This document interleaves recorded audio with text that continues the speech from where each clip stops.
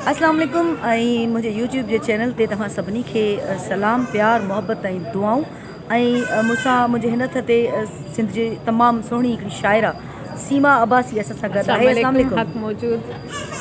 सदा मौजूदु सीमा, असां कचहरी कयूं था ऐं माण्हुनि खे दोस्तनि खे ॿुधायूं था त पाण गॾु छो थिया आहियूं। ऐं मुंहिंजे हिन हथ ते मूंसां ॾाढी सुठी हिकिड़ी सहाफ़ी नौजवान सहाफ़ी असांजी दोस्त कंवल गॾु आहे। कंवल अस्सलाम वालेकुम। मां बिल्कुलु ठीकु आहियां ऐं अॼु असां कचहरी कंदासीं। गॾु थिया आहियूं, जेको गॾु थियण जो जेको कारण आहे बुनियादी सो आहे नम्रता। नम्रता असांजी भेण, असांजी धीउ, असांजी न्याणी, सिंध धरतीअ जी न्याणी, जंहिंजो जेको वाक़ियो थियो 16 तारीख़ ते आहे। 16 महीनो जेकॾहिं मां ग़लति न आहियां, 2 महीना अॻु जी ॻाल्हि आहे, 1.5-2 महीना अॻु जी ॻाल्हि आहे। 16 तारीख़ हुई ऐं उहा 16 तारीख़ कंहिंखां विसरी कोन थी सघे त वावेला मची वई हिकिड़ी। VC ओचितो जेका वाइस चांसलर साहिबा साइण अतिया नालो हुयो, अतिया रहमान मुंहिंजे ख़्याल में अतिया। सो उतां जी जेका बहरहाल VC हुई, असां हींअर थोरो ॾुख में बि वरितल आहियूं रिपोर्ट अचण खां पोइ त का कोताही बि थी सघे थी, दरगुज़र कजो तव्हां। सो उतां जी जेका वाइस चांसलर साहिबा आहे, उन्हनि जो उथंदे ई जेको बयानु आयो, जीअं ई वावेला इहा हॉस्टल में शुरू थी वई त नम्रता जेको आहे सो उनजो लाश असांखे मिलियो आहे त मैडम जेको आहे सो उन ओचितो इहो चई ॾिनो त आपघात कई आहे। कीअं उन चयो, छो उन चयो, तोड़े जो बाशऊर सम्झ रखंदड़ माण्हुनि पहिरियों ई चयो पिए त इहा आपघात न आहे, इहो क़तलु आहे। उन ते अॼु असां हिते ॻाल्हाईंदासीं। त हाणे रिपोर्ट हिकिड़ी आई आहे जंहिंमें शयूं पधरियूं थी चुकियूं आहिनि त सभ खां पहिरियों हुन न्याणी सां ज़ना थी आहे ऐं तंहिंखां पोइ हुनखे क़तलु कयो। सीमा छा चवणु चाहींदो? सुहिणी तमामु हिकिड़ी ॾुखो ईंदड़ रिपोर्ट आहे इहा, ऐं इन हवाले सां मां काफ़ी लिखियो बि हुयो त इहा शइ जेकी आहे इनखे ॿियनि नाइला रिंद या मुख़्तलिफ़ जेके माज़ी में वाक़िया थिया आहिनि उन्हनि वांगुरु इनखे जेको आहे सो लुणणु न घुरिजे ऐं इन खून जे वाक़िए जी तफ़सीली जेकी आहे तहक़ीक़ कई वञे ऐं उन जेके मतिलबु मुजरिम आहिनि, जवाबदार आहिनि, उन्हनि खे गिरफ़्तार थियणु खपे। पर अफ़सोस इन ॻाल्हि जो आहे त माज़ीअ वांगुरु हिन शइ खे बि बिल्कुलु लाइट बि वरितो वियो ऐं मुख़्तलिफ़ मौक़नि ते माण्हुनि रड़ियूं बि कयूं ऐं मुख़्तलिफ़ मौक़नि ते जीअं तव्हां VC साहिबा जी ॻाल्हि कई ऐं उन्हनि जा ग़ैर ज़िम्मेदाराना हिकिड़ा बयान बि साम्हूं आया त तहक़ीक़ खां अॻु में ई चयो वियो त इहो जेको आहे सो इहो क़तलु आहे, सॉरी आपघात आहे, क़तलु न आहे। त इन हवाले सां मां इहो ज़रूरु सुहिणी चवंदमि, तव्हां बि महसूसु कयो हूंदो त मुख़्तलिफ़ मौक़नि ते उन न्याणीअ ते जेको आहे सो इल्ज़ामात, तहमतूं ऐं मुख़्तलिफ़ हवालनि सां उनजे दोस्तनि जे हवाले सां बि काफ़ी शयूं मज़हब खे जे तनाज़ुर में बि इहे शयूं ॾिठियूं वयूं। पर असुलु हक़ीक़त इहा आहे। सुहिणी, मां तव्हांखे हिकिड़ी ॻाल्हि ॿुधायां, जीअं चवंदा आहिनि खून खथोरियूं जेके आहिनि लिकंदा न। सो इहा ॻाल्हि जेकी आहे कॾहिं न कॾहिं ज़ाहिर ज़रूरु थियणी हुई। सो अॼु इहा शइ साम्हूं आई आहे त इलाही सवाल उथी खड़ा थिया आहिनि।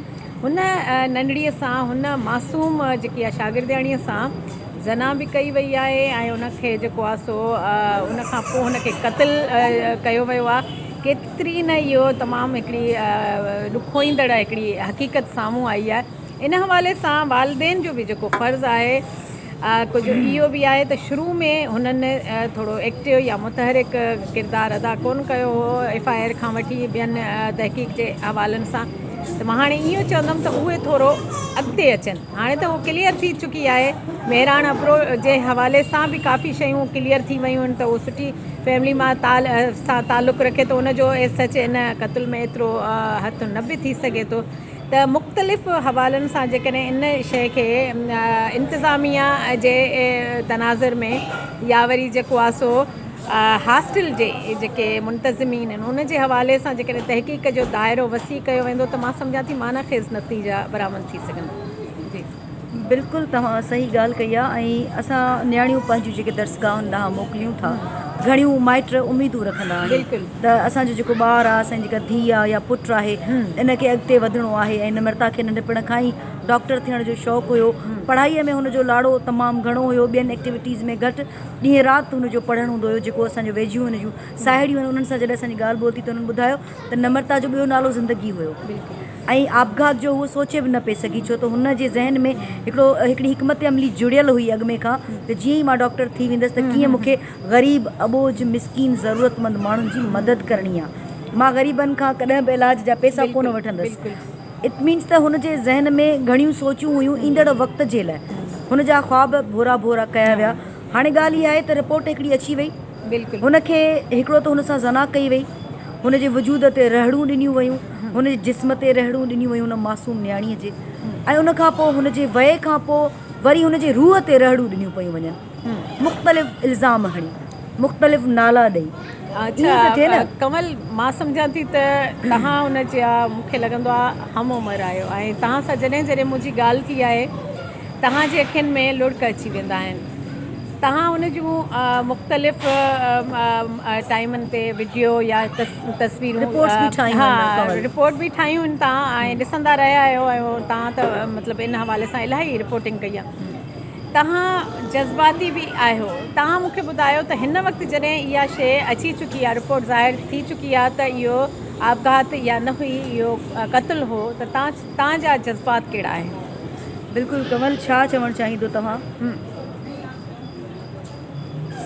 सभ खां पहिरियां त निमिरता जी जेका रिपोर्ट साम्हूं आई आहे त उन सां ज़ना कयो वियो ऐं उन खां बाद हुन क़त्ल कयो वियो। तमामु घणी अफ़सोसनाक सूरत हाल आहे त जेके असांजा तालीमी जेके मदारिस आहिनि, असां त हाणे उन ते बि भरोसो नथा करे सघूं, या जेके VC जेके प्रिंसिपल्स आहिनि उहे बि मतिलबु हिकिड़ी न्याणी सां अहिड़ी शइ थिए थी, उन खां पोइ उनखे लिकाइणु, उनखे आपघात जो नालो ॾियणु, मां सम्झंदो तमामु घणी अफ़सोसनाक सूरत हाल आहे। त हाणे तालीमी मदारिस में न्याणियूं कंहिं ते भरोसो करनि, या न्याणियुनि खे पढ़ाइण जे लाइ वालदेन कंहिं ते भरोसो करनि। मां सम्झां थी त इन वाक़िए खां पोइ को बि जेके वालदेन आहिनि उहे पंहिंजी न्याणियुनि खे कंहिं बि तालीमी मदारिस ते मोकिलण ते कॾहिं बि भरोसो न कंदा। पंहिंजी जाइ ते पर हॉस्टल में न रहाईंदा।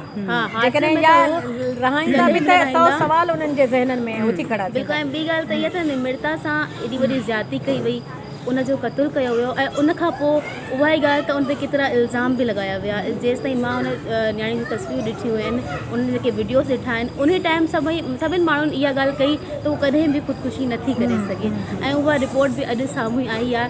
त मां सम्झां त उन सां हाणे केरु इंसाफ़ करे। अच्छा, हिकिड़ी मामले में इन में सुणी तव्हां बि इहा शइ गैस कई हूंदी त सहाफ़ी जेको तबिको आहे उनजो जेको रोल रहियो आहे इंतिहाई ग़ैर ज़िम्मेदार रहियो आहे, ईअं छो?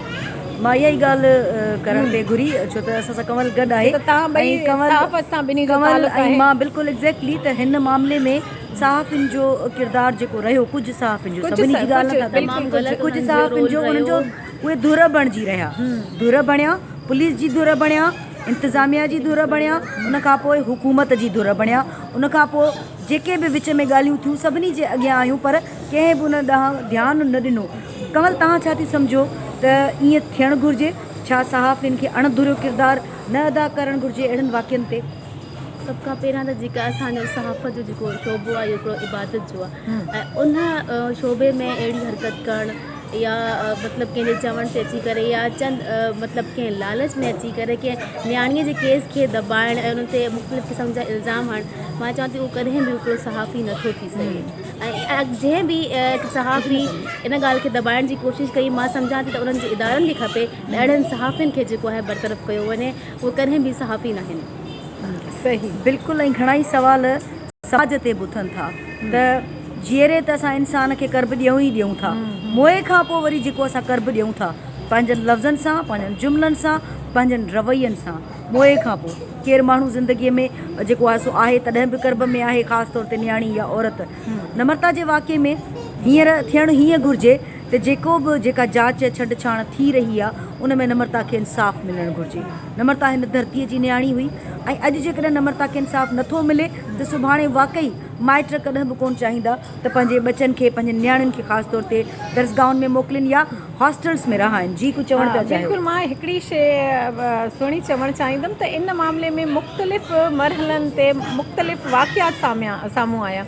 मज़हबी हिकिड़ो सिलसिलो बि हलियो, उन खां पोइ वरी जेको आहे सो दोस्ती जे हवाले सां उन जा मुख़्तलिफ़ माण्हुनि सां रिश्ता जेके आहिनि उहे पंहिंजी जाइनि ते शयूं आहिनि। हूअ हिंदू हुई, पर कूड़ जेको हूंदो आहे, कूड़ खे पेर त न हूंदा आहिनि, उहो किथे न किथे अॻिते हली ज़रूरु किरणो आहे, बिल्कुलु किरी पवंदो।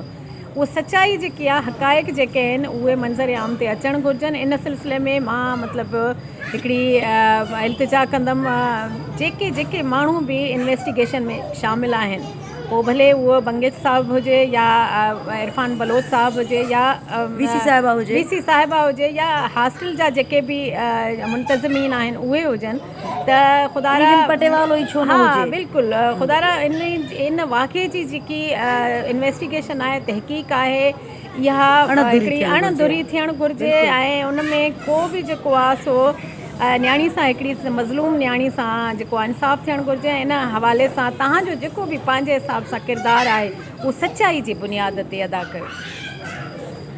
बिल्कुलु। ऐं असां अॼु सां गॾु इन करे ई थियासीं जो सीमा जी इहा सलाह हुई, कंवल जी इहा सलाह हुई त गॾु वेहिजे किथे ऐं कचहरी कजे। ऐं नम्रता वारे वाक़े ते ज़ाहिर आहे असां माण्हू आहियूं, असांखे अहसासु आहे त औलाद केॾी वॾी नेमत आहे ऐं औलाद जो विछोड़ो उहो हिकिड़ी माउ सम्झी सघे थी।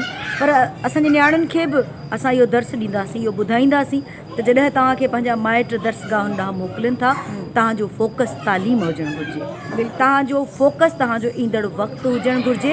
वॾो वक़्तु पियो आहे, घणियूं शयूं ज़िंदगी में अॻिते तव्हांखे मौक़ा मिलंदा, उन्हनि में तव्हां पंहिंजी ज़िंदगीअ में पंहिंजे जीवन साथी जी चूंड जो हक़ बि रखो थियूं ऐं उहे मौक़ा मिलंदा जो तव्हांखे सुठा साथी मिली सघनि था। पर जेको वक़्तु तालीम जो आहे उन में तव्हां तालीम पिरायो, कंहिं मुक़ाम ते पहुचो, छो त करे त ॿार वेंदा आहिनि, भोगड़ो माइटनि खे पवंदो आहे। सही, बिल्कुलु। सो मां नियाणियुनि खे इहा सलाह ॾींदसि त नम्रता वारो वाक़ियो जंहिंमें हुन कुझु कयो या कुझु न कयो, पर क़तलु क़तलु आहे, ॾोह आहे, उन जी सज़ा मिलणु घुरिजे। ऐं हींअर जेका रिपोर्ट आई आहे कंवल, उन खां पोइ जेको आहे सो जांच जेका थियणु घुरिजे, जेके ॾोही आहिनि उन्हनि खे सख़्तु सज़ा मिलणु घुरिजे, ईअं न? उन्हनि खे त सरेआम फाही ॾियणु घुरिजे, सरेआम उन्हनि खे फाही ॾियणु घुरिजे। या जेकॾहिं असांजे वस में हुजे त असां उन्हनि लाइ हिकिड़ी ॿी सज़ा जेको आहे सो अॻियां रखी सघूं था। ख़ासि तौर ते असांजे वस में इहो ई आहे। असां बहसियत मां लेखका जेको आहे तव्हांखे चयो, तव्हां बि उनखे रियलाइज़ कयो ऐं असां इहो ई करे सघूं था। या कंवल सां बि ॻाल्हि ॿोल थी त हुन इहो चयो त असां हिकिड़ो प्रोग्राम करे सघूं था या डिस्कशन करे सघूं था। असांजे वस में जेको आहे असां कंदासीं। लिखण जे हवाले सां असां बि घटि न कंदासीं, उनखां पोइ जेको आहे ॻाल्हाइण जे हवाले सां या टीवी ते जेको तव्हां रिपोर्ट ठाहियो थियूं या उन हवाले सां जेको कुझु बि ख़बरुनि में थिए थो त उहो असांजे इहो वस में आहे। पर जेके इंतिज़ामिया जा अफ़राद माण्हू आहिनि या जेके मतिलबु पुलिस जे महकमे सां तालुक़ु रखनि था या जिन जा हथ या जिन जी ताक़त वॾी आहे ऐं जिन ते इहे फ़र्ज़ आइद आहिनि त उन्हनि खे कैफ़र किरदार ताईं मतिलबु पहुचाइनि त उन्हनि खे ज़रूरु मुअसर किरदारु अदा करणु घुरिजे। बिल्कुलु इहा ई ॻाल्हि आहे, इहो ई सच आहे। ऐं कुझु सवाल जेके रखंदा, सवाल छा, असां सम्झूं था असांजी कचहरी जो जेको तत्व आहे उहो इहो आहे त इंतिज़ामिया में जेके जेके नाला अचनि था पिया, जेके जेके घुरिबल माण्हू आहिनि, जिन में वाइस चांसलर साहिबा आहे, जिन में कुझु डॉक्टर आहिनि जिन जा नाला लिस्ट में आहिनि, फ़हिरिस्त में आहिनि, जिन में पटेवालो हॉस्टल जो आहे, जिन में कॉलेज जो पटेवालो आहे ऐं जिन में संदसि वेझो सर्किल जेको नम्रता जो आहे, उन में मेल तोड़े फीमेल जेके उन्हनि जा साथी रही चुका आहिनि, उहे सभु जांच में अचणु घुरिजनि। उन्हनि सभिनी खां पुछाणो थियणु घुरिजे। मां नथी सम्झां त कानून खां मथां कुझु आहे, ऐं जेकॾहिं कानून खां मथां कुझु आहे ऐं हर माण्हूअ खे पंहिंजे घर जे अॻियां वेही जरगो करिणो आहे त पोइ इहे इदारा बंदि थियणु घुरिजनि। पोइ इन्हनि इदारनि जो हुजणु न हुजणु आम माण्हूअ लाइ माना नथो रखे। बिल्कुलु इन हवाले सां इहो सुवाल बि बिल्कुलु हिकिड़ो मतिलबु वक़्त जी अहम ज़रूरत आहे त तव्हां चयो त उहे सर्कल जेको उनजो दोस्ती वारो हुयो त पोइ कहिड़ी बुनियादनि ते मेहरान अबड़ो खे ज़मानत ते रिहा कयो वियो, कहिड़ी बुनियाद ते उनखे रिहा कयो वियो ऐं छो रिहा कयो वियो, तमामु घणा सवाल आहिनि। ऐं हींअर सभु शयूं मां भयां थी, मां नथी चवां, असीं सभु जेके तव्हां असां सभु चऊं था, हींअर ॻाल्हि पधरे पटि पई आहे, कुझु बि गुझो कोन्हे, सभु चिटो आहे। कंवल हर शइ क्लियर आहे। बीइंग अ जर्नलिस्ट पाण सम्झूं था त हर शइ चिटी पई आहे। सहाफ़ियुनि खे अणधुरियो किरदारु अदा करणु घुरिजे, ख़ासि तौर ते उन्हनि ते आङुरियूं घणियूं खॼियूं आहिनि इन मामले में शुरूआति वारे वक़्त में, छो जो असां बि सहाफ़ी आहियूं त असां सम्झी सघूं था त असां कहिड़नि ॻाल्हियुनि खे मुंहुं ॾिनो हूंदो त असां बि सहाफ़ी आहियूं। पोइ हिकु सहाफ़ी जॾहिं अहिड़ी हरकत करे थो त जेके ॿिया सहाफ़ी आहिनि उन्हनि ते बि सवाल उथनि था उन बारे में, उन्हनि सहाफ़ियुनि खे बि अहिड़ी हरकत न करणु घुरिजे। बिल्कुलु ऐं वाक़े जी जांच थियणु घुरिजे रिपोर्ट अचण खां पोइ सभ खां पहिरीं वाइस चांसलर साहिबा खे जेको आहे सो गिरफ़्तार कयो वञे ऐं उनखां पुछाणो कयो वञे। असांखे पक आहे त उहा ज़रूरु ॿुध, न त पटेवाले खे जेकॾहिं हासिल जे पटेवाले खे ई तव्हां जेकॾहिं अरेस्ट कंदो त तव्हांखे उहो ई हिकिड़ो ॿ उनखे तव्हां जेकॾहिं लितरी पुलिस जो लॻंदो। कानून में वॾी ताक़त आहे, कानून असांजो हिकिड़ो कानूनी इदारा जेके असांजा आहिनि वॾा पावरफुल आहिनि, रुॻो उन्हनि खे पंहिंजा ईमानदारी सां फ़र्ज़ु निभाइण जी ज़रूरत आहे। इन हवाले सां सोनी मां तुंहिंजी ज़रूरु तारीफ़ करणु चाहींदमि, जॾहिं बि कंहिं बि मामले ते मां बहसियत औरत तो ताईं पहुती आहियां या वरी डिस्कस हिकिड़ी शइ कई आहे त तूं ॾाढी मस्बत मोट बि ॾिनी आहे ऐं इहो महसूसु कंदे त कुझु बहसियत सहाफ़ी तुंहिंजो बि ज़िमेदारियूं आहिनि ऐं उन वक़्तु फ़ौरन तूं लबेक चई उहो आवाज़ु उथारियो आहे। बिल्कुलु असां सभिनी जो हिकिड़ो पंहिंजो पंहिंजो किरदारु आहे, जेकॾहिं पॉज़िटिव उनखे निभायूं त नतीजा बि सुठा निकिरंदा।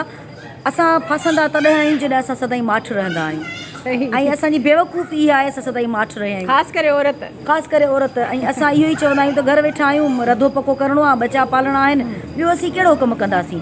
छो छा असां आवाज़ु नथा उथारे सघूं छा?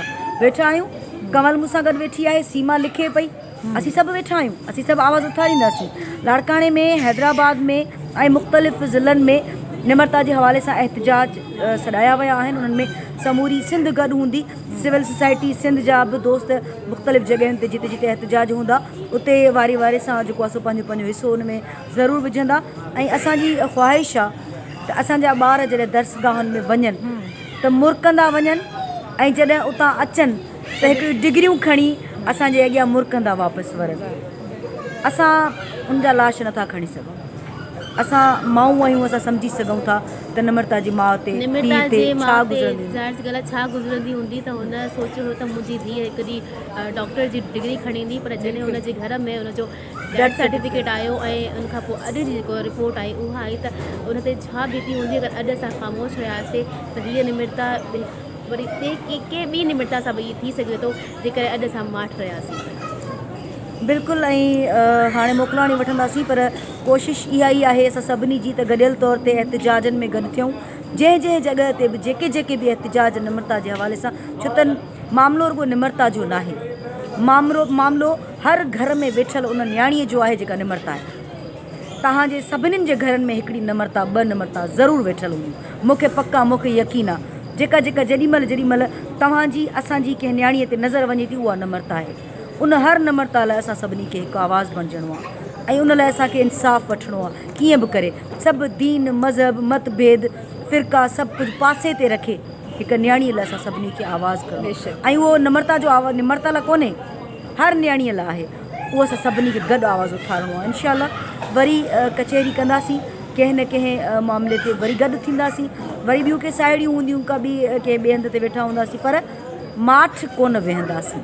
इनशाला वरी गॾु थींदासीं, सदाईं गॾु।